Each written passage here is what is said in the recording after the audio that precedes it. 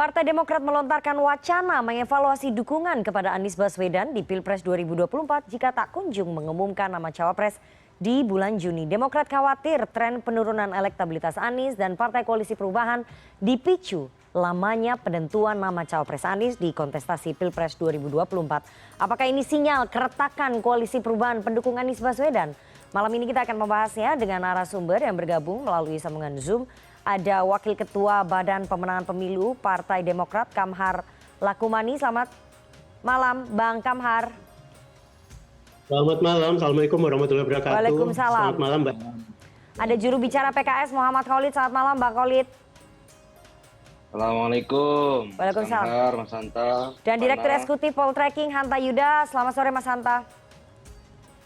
Selamat sore, Nana. Oke, saya mau ke Demokrat dulu ya, karena ini asal muasalnya dari Demokrat ini kemudian menjadi gaduh. Bang Kamhar, Ketua Bapilu Partai Demokrat Andi Arief mengatakan bahwa partai Anda akan mempertimbangkan mengevaluasi dukungan ke Anies Baswedan jika tak kunjung deklarasi cawapres di bulan Juni. Apakah ini sikap ancaman ke Anies? Terima kasih Mbak Nana. Sebelumnya kami tegaskan di awal bahwa Partai Demokrat senantiasa istiqomah dan solid dengan Koalisi Perubahan untuk Persatuan. Itu yang pertama. Yang kedua terkait dengan pernyataan Bang Andi Arief, itu kami memandangnya memaknai bahwa ini adalah pernyataan untuk evaluasi ini sebagai evaluasi pemenangan, karena dari beberapa hasil survei terakhir ada kecenderungan atau tren yang terpotret Mas Anies mengalami stagnasi atau dibanding capres yang lain, dan kemudian juga partai-partai yang tergabung di dalam Koalisi Perubahan untuk Persatuan kurang lebih juga sama. Karenanya kami memandang bahwa ini yang harus dilakukan evaluasi untuk supaya ada progres, ada langkah maju dari situasi yang ada saat ini. Dan sudah disampaikan oleh Bang Andi Arief untuk salah satu faktor yang menjadi persoalan adalah karena belum ditentukannya bakal calon wakil presiden pendamping Mas Anies. Kami berkeyakinan dan berpandangan ini tentu kalau sudah diputuskan akan ada perubahan situasi. Oke, tadi Anda katakan bahwa Partai Demokrat solid dan juga istiqomah mendukung Mas Anies Baswedan, tapi pernyataan yang dilontarkan oleh Ketua Bapilu Andi Arief ini bertolak belakang dengan tadi yang Anda sampaikan. Ini bukan solid dan istiqomah karena ada kata-kata evaluasi dukungan pencapresan. Bang Kamhar. Evaluasi dukungan untuk pemenangan secara keseluruhan. Jadi ini bukan statement yang trade off, tapi share growth. Di mana kita berharap supaya situasi yang saat ini terpotret mengalami stagnasi dari elektabilitas Mas Anies, termasuk juga partai-partai koalisi yang tergabung di dalamnya, ini supaya ada progres. Karenanya dari hasil evaluasi tersebut, faktor utamanya adalah kami menilai belum dideklarasikannya cawapres, karena sudah ada rentang waktu yang cukup panjang dari penandatanganan fakta integritas atau piagam kerjasama 3 partai di bulan Februari, dan saat ini sudah masuk Juni. Jadi 4 bulan Mei memang Bang Andi Arief sudah memberikan warning bahwa membaca tren yang ada saat ini harus ada terobosan, harus ada progres yang ditunjukkan supaya mesin politik partai yang tergabung di dalam koalisi, simpatis dan sebagainya ini bisa lebih confident untuk bergerak sebagai dalam menjalankan aktivitas pemenangan. Itu yang pertama. Ya. Untuk ada kepastian kepada publik bahwa Mas Anies dan Koalisi Perubahan untuk Persatuan ini bisa berlayar, karena saat ini kan juga wacana penggembosan dan sebagainya ini masih mengemuka. Jadi kalau sudah ada progres dengan deklarasi cawapres, tentu ini bisa mengeliminir kekhawatiran-kekhawatiran, termasuk juga publik yang saat ini sedang menanti-nanti. Karenanya kami deklarasi ini cawapres Mas Anies itu menjadi untuk peningkatan elektabilitas, baik Mas Anies sebagai capres dan pasangannya maupun juga partai koalisi yang tergabung di Koalisi Perubahan untuk Persatuan. Oke, Bang Kamhar, kalau Anda katakan tren penurunan dari elektabilitas Anies Baswedan disebabkan karena belum mengumumkan cawapres. Ada beberapa lembaga survei ya yang kita potret. Nanti saya mau tanya juga ke Mas Hanta. Sebetulnya bukan karena belum mengumumkan cawapresnya, tapi kalau kita lihat ternyata partai-partai koalisi pendukungnya belum bekerja maksimal untuk memenangkan ataupun untuk menaikkan tren elektabilitasnya Anies Baswedan. Ini saya sebutkan ya salah satu survei. Nanti saya mau tanya apakah surveinya Mas Hanta juga sama, bahwa pemilih PKS 44,9% memilih Anies, pemilih Nasdem 37% memilih Anies, pemilih Demokrat 31,4% memilih Anies. Jadi dari partai Anda saja mesin partainya belum bergerak, belum dipanaskan untuk menaikkan elektoralnya Anies Baswedan. Jadi nggak ada kaitannya sebetulnya dengan penentuan cawapres, Bang Kamhar. Itu nggak menjadi evaluasi internal ya di partai? Mesin politik partai itu sudah mulai ya, tapi memang ini butuh saat ini pada posisi sebagian kader itu wait and see untuk menunggu deklarasi. Karenanya deklarasi ini akan sangat Oke, apa yang dinanti-nantikan ditunggu wait and see? Maksudnya cawapresnya kalau bukan AHY, jadi mesin partai nggak akan bekerja begitu, Bang Kamhar? kepastian ada pasangan ini untuk mengeliminir di stigma-stigma atau dugaan bahwa sebelumnya ini terus ada upaya pencegahan dan tidak bisa berlayar. Jadi kalau sudah ada cawapres, tentu kekhawatiran tadi, keraguan-raguan tadi, termasuk misalnya di seluruh caleg kita bisa memasang alat peraga yang sudah mencantumkan gambar pasangan yang paket komplit. Ini menjadi sesuatu yang dinanti-nanti dan ini menjadi tahap itu disegerakan karena membaca tren yang ada saat ini menjadi salah satu jalan keluar untuk peningkatan elektabilitas. Sekaligus juga kerja mesin partai politik. Ya, saya mau ke Bang Khalid ya. Bang Khalid, PKS setuju nggak bahwa Anies harus segera mengumumkan cawapresnya maksimal di bulan Juni seperti yang disampaikan oleh Demokrat, karena itu adalah alarm melihat tren elektabilitasnya Anies yang semakin menurun karena tidak kunjung mengumumkan cawapres. PKS setuju dengan itu? Harus di bulan Juni. Pertama, masalah cawapres ini kan kita sudah bertiga ya, PKS, Nasdem dan Demokrat itu sudah menyerahkan sepenuhnya kepada capres ya untuk menentukan ya. Dan saya pikir itu spirit itu yang pertama menjadi guidance bagi kita semuanya. Dan saya pikir chemistry antar pimpinan sekarang ini lagi bagus-bagusnya ini ya, antar pemimpin partai di PKS, Nasdem dan Demokrat lagi sangat bagus-bagusnya. Dan saya pikir sekali layar terkembang pantang kita ke belakang ya. Jadi kita sudah semakin mengokohkan dan sangat solid di sini. Saya pikir masalah cawapres itu perlu ada tentu simulasi-simulasi itu, Rifana. Jadi apa yang sudah ada dalam survei beberapa yang sudah keluar, ya itu akan menjadi masukan ya. Karena dalam kesepakatan antara partai-partai di koalisi perubahan tersebut, kita juga berpedoman kepada kajian-kajian ilmiah. Ini penting nih. Sehingga keputusan-keputusan strategis yang diambil itu bukan like and dislike ya, tapi rasionalitas yang akan kita kaji secara ilmiah. Tentu di situ kita membuat kajian beberapa komparasi di situ. Ya, gimana Nak? Pertanyaan saya adalah PKS setuju nggak kalau Anies mengumumkan cawapres harus di bulan Juni seperti desakannya Demokrat? Anda belum jawab itu tadi. Belum ada pembahasan. Nggak perlu buru-buru ya kalau menurut PKS ya. Jadi kita akan melihat situasi dan momentumnya. Kan di sini kita lihat momentum, apa itu momentum, melihat juga kondisi baik internal maupun kondisi eksternal, gimana. Jadi kita juga harus mengamati. Jadi nggak perlu buru-buru di bulan Juni ya, Bang Khalid? Jadi tidak perlu buru-buru di bulan Juni? Ya, kita lihat momentumnya, pergerakannya. Day by day kita lihat, day by day. Sehingga once ketika momentum itu dapat gitu ya kita harus putuskan bersama. Nah ini yang penting. Nah ini Mas Hanta mungkin sebagai pengamat politik akan tahu bagaimana teori momentum itu sangat penting.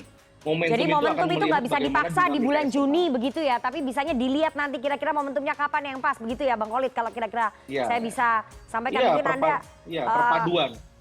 Momentum itu perpaduan antara yang kita ciptakan dan pengaruh eksternal juga. Jadi dua perpaduan itu. Oke Bang Khalid, ini sikap Demokrat yang kemudian mendesak agar Anies segera mengumumkan cawapres di bulan Juni membuat partai-partai koalisi pendukungnya tidak nyaman ya? Nyaman atau biasa aja atau gimana? Karena kan ini desakannya udah berkali-kali.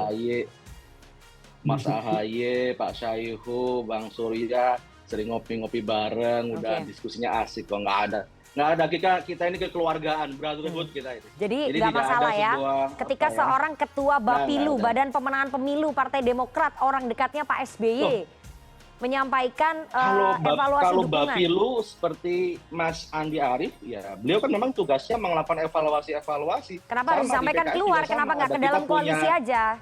Punya lead bank gitu ya. Kenapa? Kenapa nggak disampaikan ke dalam ya, itu saja? Apa-apa. Yaitu mungkin style orang kan beda-beda. Ada orang seperti Mas Kamhar, ada Mas Andi, ada seperti Herzaki, ya teman-teman kita di Demokrat punya karakter sendiri-sendiri lah saya pikir. Dan kita menghormati karakter mitra kita. Baik, saya mau ke Mas Hanta. Mas Hanta, meskipun ditutup-tutupi, kalau saya pribadi saya bisa melihat bahwa semuanya baik-baik saja seperti yang disampaikan Mas Khalid. Tapi kalau menurut Anda, Mas Hanta, apakah ini mencerminkan ada sedikit goyang begitu ya di tubuh koalisinya Anies Baswedan? Anda melihatnya analisnya seperti apa, Mas Hanta? Saya sih berharap jangan goyang, solid. Sehingga ujungnya tiga partai ini bisa mendaftarkan Anies dan pasangannya ke KPU. Sehingga kita punya pilihan dari dua. Tapi begini, peta formulasi koalisi ini Nana, kita tahu terdiri 3 partai, yaitu Partai Nasdem, Demokrat, dan PKS. Ketiga partai ini memiliki kekuatan politik relatif imbang. Ketiga-tiganya. Kalau kita perhatikan 3 partai ini kan sama. Kekuatan kursinya dan seterusnya. Sehingga menyebabkan ketiga partai ini memiliki daya tawar dan daya tekan politik yang juga relatif imbang. Nah, di titik inilah sebenarnya bisa positif tapi bisa menjadi tantangan di mana kerumitan itu akan muncul. Kerumitan politik untuk menentukan cawapres satu saja, kalau tidak sepakat, misalnya di antara 3 partai ini ada satu yang tidak setuju soal bukan hanya soal cawapres, soal kapan mengumumkan, maka tidak bisa terjadi ini koalisi ini. Sehingga posisi itu saya kira yang harus diperhatikan oleh ketiga partai ini. Nah, kalau kita bicara dari sisi yang kedua, kalau kita yang paling fokus itu kan soal cawapres. Nah, apakah betul belum diumumkannya cawapres Anies menjadi variabel tunggal yang yang menyebabkan menjadi efek utama Anies dianggap stagnan atau bahkan trennya agak menurun secara elektabilitas. Menurut saya tentu ya ada multivariabel, ada banyak variabel. Misalnya harus diperiksa, mungkin sekedar masukan adalah approval rating Pak Jokowi. Tingkat kepuasan Pak Jokowi tinggi bersamaan itu biasanya tertekanlah elektabilitas Anies. Pun sebaliknya, dia saling mengoreksi. Itu satu. Yang kedua, positioningnya koalisi ini dan Anies yang sebelumnya relatif agak rancu, ada kegambangan politik. Satu sisi mengusung perubahan, di sisi yang lain mengklarifikasi bukan antitesis Jokowi dan seterusnya, itu yang agak menjadi komplikasi politik meskipun sekarang agak terang dan jelas. Yang ketiga ada soal perlunya gebrakan, perlunya penegasan, perlunya letupan dan bahkan ledakan politik tanda petik dalam panggung politik yang lebih atraktif yang sekarang mulai dicoba saya lihat.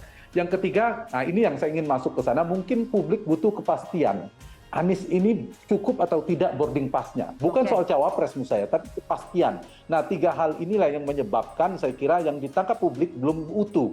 Karena berkumpulnya 3 partai ini, jujur saya katakan, bukan faktor misalnya, ya ada kedekatan, karena ada kecocokan Nasdem. Bukan, itu nomor sekian. Nomor paling utama yang menyatukan 3 ini adalah faktor 1 Anies Baswedan, yang kedua ada faktor Jokowi dan PD Perjuangan. Artinya karena memiliki kesamaan capres. Yang kedua karena memiliki kesamaan tanda petik lawan atau yang di seberang politiknya, yaitu PD Perjuangan dan Pak Jokowi. Nah, faktor ini saya kira kemudian muncul keinginan kuat di antara 3 partai ini untuk mengusung Mas AHY sebagai cawapres. Titik awalnya di sini, titik krusialnya. Ada 2 hal yang kita baca. Satu sisi tentu PKS dan Nasdem akan mempertimbangkan 2 hal. Kotel efek ekor jas yang kalau diambil AHY saja jangan-jangan hanya Partai Demokrat. Sementara mereka juga ingin satu sisi. Yang kedua, mereka juga mempertimbangkan faktor election, winning the election, ingin memenangkan pertarungan, bukan sekedar cepat-cepat siapa jadi cawapres kalau saya baca. Tapi Demokrat mengusung nama Mas AHY juga menurut saya adalah sebuah pilihan politik yang rasional, yang wajar saja. Karena satu, AHY adalah selain ketua umum Partai Demokrat, dia mengantongi boarding pass dan silakan diperiksa di antara nama-nama yang diusung Ahmad Heriawan dari PKS, kemudian katakan Kofifa dan Andika yang diusung oleh Nasdem, yang paling tinggi secara elektoral, elektabilitas pada saat ini per hari ini adalah Mas AHY. Jadi boarding pass dan elektabilitas sebenarnya memang adalah Mas Ahy. Baik. Poin saya, rute terpendek bagi koalisi perubahan kalau ingin segera memastikan Anies maju memang berpasangan dengan Ahy secara objektif. Tapi partai ini tentu pertimbangan-pertimbangan lainnya. Baik. Oke, tapi tadi Mas Hanta belum jawab ya. Ketika kemudian ungkapan evaluasi dukungan ini dilontarkan ke publik, apakah ini bentuk ancaman, ini menunjukkan keretakan begitu ya? Partai Demokrat sedang mengirim ke pesan posisi tawar politiknya. Kan ada opsi lain, kata Mas Andi Arief. Jadi kalau tidak di sana, bahasa sederhananya ini ada Mas AHY. Preferensinya paling gampang kan, yang mana paling bisa menerima. Kalau tidak bisa, maka kami punya opsi lain. Opsi lain ini kan bisa kemana-mana. Tapi saya ingin mengatakan juga, Nana, Partai Demokrat sejatinya juga tidak banyak opsinya, Mas Kamar. Jadi sama-sama stuck gitu ya opsinya ya. Iya, jadi dilema. Satu sisi memang koalisi ini membutuhkan Partai Demokrat, tanpa Demokrat tidak bisa mengusung, dan Demokrat kita tahu preferensi utamanya adalah Mas AHY satu sisi. Tapi kalau misalnya tidak bersama koalisi perubahan juga, menurut saya Partai Demokrat tidak punya opsi banyak bersama PD Perjuangan dan Ganjar. Menurut saya kecil kemungkinannya. Dan kita tahu ada problem politik antara Demokrat dan PD Perjuangan cukup kita sudah tahu. Yang kedua, mungkin bersama Pak Prabowo paling realistis selain dengan Mas Anies. Dengan Pak Prabowo juga, apakah mungkin AHY akan menjadi cawapres Pak Prabowo? Kalau menjadi incaran bidikan Partai Demokrat ada AHY cawapres untuk mendapatkan kotel efek, kecil juga peluangnya karena sama-sama militer dan sebagainya. Dulu pun tidak jadi di periode 2019. Nah, paling realistis saya balik lagi, punya opsi. Tapi opsi paling realistis bagi Partai Demokrat adalah tetap bersama Anies Baswedan di koalisi perubahan. Jadi mengirimkan pesan politik ya, Saywar ya. Oke. Saya akan jeda terlebih dahulu, nanti kita akan lanjutkan lebih dalam perbincangan kita. Jangan kemana-mana, tetap bersama kami di CNN Indonesia Newsroom.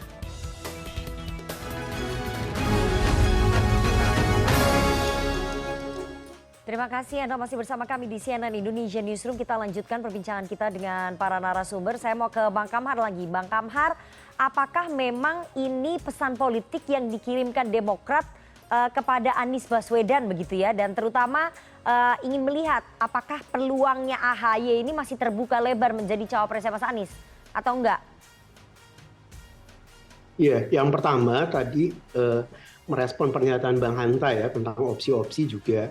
Sebelumnya Bang Sudirman Said juga sudah mempresentasikan ke publik bahwa Mas Ketum AHY sendiri pada beberapa kali silaturahmi politik lintas partai, beberapa tawaran disampaikan, dan kami tegaskan bahwa bukan sekedar berlayar, Partai Demokrat senantiasa istiqomah. Kita taat asas dan apa yang sudah disepakati bersama itu yang kita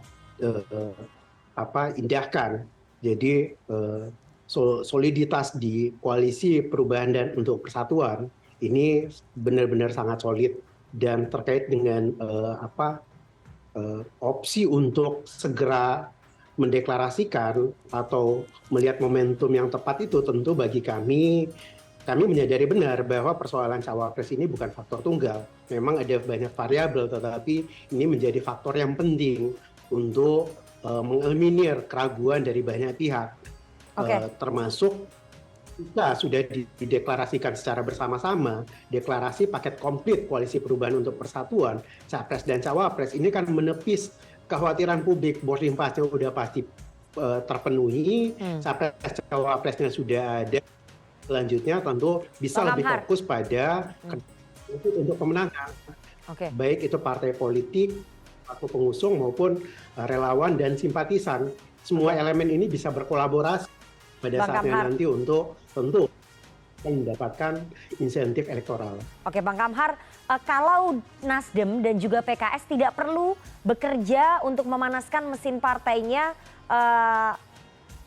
maksud saya Nasdem dan juga PKS tidak perlu menunggu pengumuman cawapres, tapi mereka sudah bekerja untuk bisa menaikkan elektoralnya Anies Baswedan ya. Kalau kita cek ini, ternyata Nasdem dan juga PKS sudah memasang baliho dan spanduk Anies bersama calegnya di daerah. Tapi di Demokrat ini belum ada. Demokrat juga sama Mbak Nana. Di banyak daerah bisa di baliho, billboard, spanduk. Sudah ada perintah resmi ya dari DPP ya?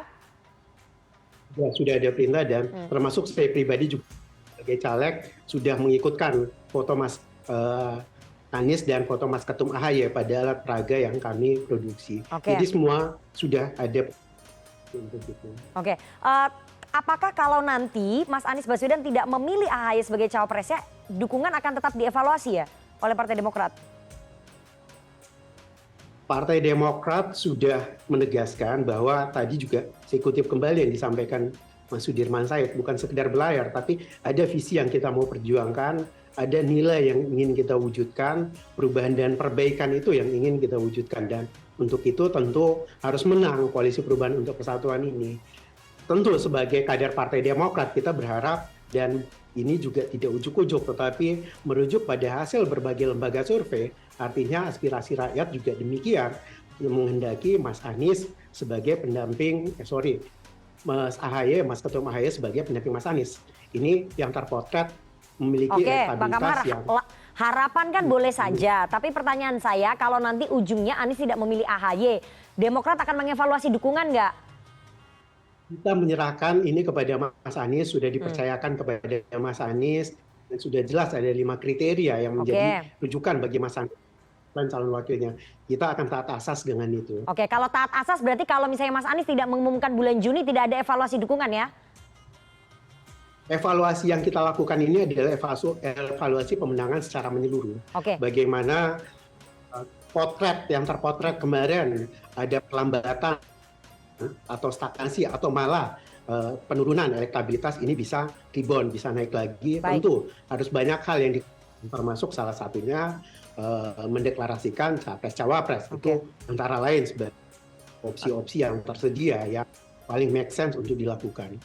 Bang Khalid, apakah kemudian PKS juga memiliki kekhawatiran yang sama ya dengan Demokrat? Karena saya melihat gini, ini kan partai koalisinya ada 3, tapi yang sangat kekeh meminta Anies segera mengumumkan cawapresnya di bulan Juni ini hanya Demokrat, sementara Nasdem dan juga PKS itu santai-santai saja dan sepertinya tidak memiliki kekhawatiran kalau misalnya nanti elektoralnya terus turun. Apakah yang khawatir hanya Demokrat atau PKS juga khawatir sebetulnya? Ya kan sesungguhnya Allah itu bersama dengan orang-orang yang sabar. Jadi kesabaran insya Allah akan bisa menjadi kekuatan menyatukan kita. Insya Allah iman politik PKS, iman politik Demokrat, iman politik Nasdem, kita ini udah satu hati ya, satu hati dalam perjuangan. Saya kira ini kita hanya melihat bagaimanakah masalah tren, sentimen, momentum. Ini masalah teknis saja dan bagaimana kita membuat sebuah strategi bersama. Evaluasi itu bagus, bahkan evaluasi kita harus lakukan day by day, week by week ya, month by month. Kita harus lakukan itu dan saya pikir itu bagus. Dan nanti mungkin step berikutnya adalah bagaimana, ini kan PKS sudah deklarasi, Nasdem sudah deklarasi, Demokrat sudah deklarasi. Tinggal bagaimana kita orkestrasinya 3 ini bisa lebih optimal kembali bersama. Ya, bersama, katakanlah kalau acara bersama, bertiga dan sebagainya. Itu sedang kita rancang bersama. Jadi sekarang sudah ada tim 8 yang sudah me-range itu, mendesain itu. Saya pikir ini kita sedang mencari momentum yang terbaik untuk bersama-sama kita gerakkan mesin-mesin politik kita ya, dukungan politik kita dari pusat hingga ke daerah. Bang Khalid, yang saya ingin tanyakan, kita dapat informasi bahwa pengumuman ataupun deklarasi pasangan capres-cawapres akan dilakukan 16 Juli nanti di Gelora Bung Karno, itu betul ya? Itu salah satu yang disampaikan oleh kawan kita dari Nasdem, salah satu opsi ya, salah satu opsi yang bisa menjadi pertimbangan bersama. Ya nanti sedang didiskusikan. Tentu tim 8 yang menjadi representasi masing-masing partai akan mendiskusikan tersebut. Ini informasinya dari tim 8. Jadi 16 Juli Anda tidak membantah, berarti itu salah satu opsi, berarti itu betul ya. Kira-kira 16 Juli nanti di Gelora Bung Karno akan ada deklarasi, tapi belum tahu apakah deklarasinya langsung bersama dengan cawapres atau hanya Mas Anies dan 3 partai. Begitu ya Bang Khalid ya? Ya itu yang sudah disampaikan oleh kawan kita dari Nasdem. Ini kan aspirasi dari Nasdem disampaikan. Dan itu PKS menyambut nggak aspirasi itu?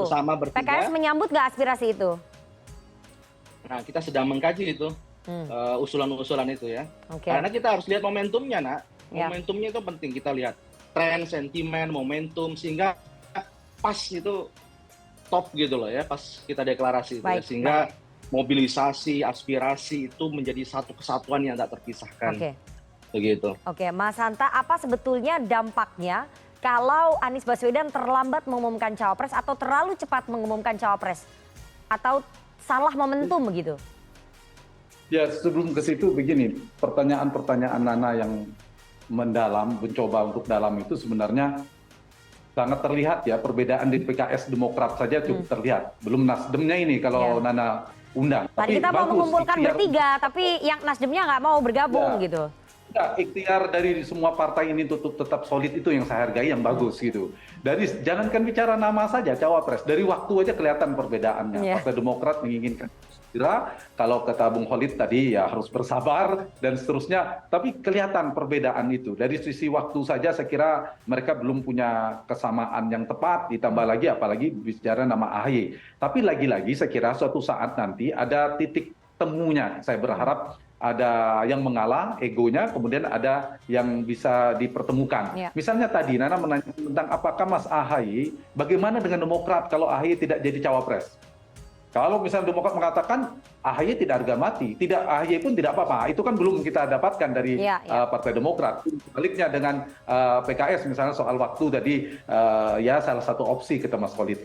Nah, jadi saya kira dari sisi itu, dari sisi kebutuhan partai ini, sebelum saya jawab pertanyaan Nana, ada 3 hal ya. Kalau istilah tadi Pak Sudirman mengatakan tidak sekedar berlayar, tapi untuk sampai ke tujuan itu harus berlayar dulu. Sebelum berlayar harus ada kapal dulu, itu urutannya. Ngapain kita bicara governability, pasangan ini teknokrat dengan politisi segala macam kalau tidak menang. Tapi bagaimana mau menangkan pertarungan, winning the election, kalau tidak pernah didaftarkan di KPU. Jadi mulainya jangan dibalik, mulailah dulu di kandidasi. Koalisi kandidasinya ini harus bereskan di koalisi ini. Siapa jadi cawapres, cawapres, kemudian sepakat 3 partai ini ke KPU. Lalu pikirkan bagaimana memenangkan, bukan sekedar daftar, saya setuju. Lalu bagaimana strategi memenangkan, baru komposisinya kalau terpilih. Jadi urutannya di sana, ada koalisi kandidasi, pencalonan, eleksi dalam pemenangan, kemudian governability kalau kemudian menang. Nah, kalau soal plus minusnya, saya kembali tadi pertanyaan Nana, ini soal ini ya, dari sisi partai, misalnya Pak Prabowo, saya ingin bandingkan sedikit Ganjar, Prabowo, dan Anies. Yang paling mungkin cepat itu Mas Ganjar. Tapi realitasnya Ganjar tanpa koalisi pun bisa, tapi kan belum diumumkan juga. Yang paling sulit, karena Pak Prabowo cukup 2 partai, Anies butuh 3 partai. Logikanya paling sulit mengumumkan cawapres Anies. Tapi jangan keliru, bisa jadi Anies yang pertama. Supaya apa? Ingin mempercepat kepastian. Ini yang saya kira dibutuhkan. Apa plus minusnya? Plusnya soal kepastian. Kalau dari sisi kepastian dari opini publik, dari kemantapan supaya kapalnya ada segera bisa berlayar, maka paradigma Demokrat yang perlu dipakai. Segera, lebih cepat, lebih baik.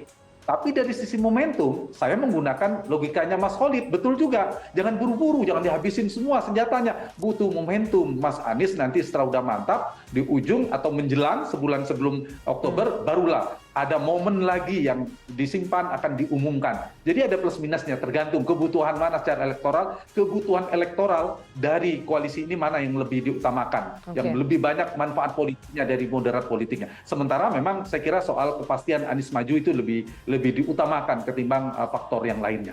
Begitu, Nana. Tapi untuk pemenangan partai begitu ya, untuk mesin pemenangan ini bagaimana ya supaya bisa bekerja maksimal, karena kalau kita lihat di beberapa lembaga survei tampaknya partai-partai ini belum bekerja maksimal untuk bisa menaikkan elektoralnya, Mas Hanta.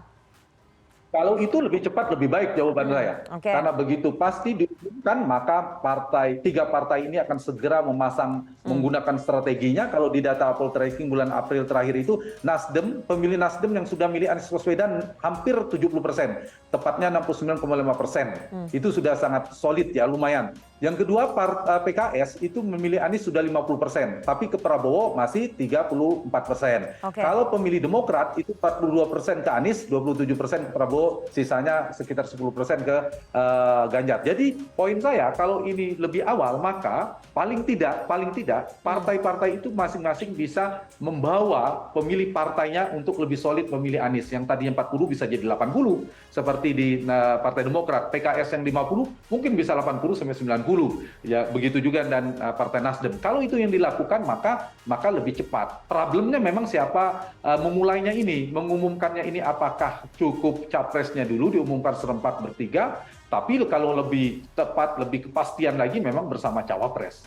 Jadi untuk konteks Anies saya pilih, kalau dipilih ya, memilih antara momentum yang harus dipilih, maka bagi Anies lebih cepat, lebih baik untuk diumumkan.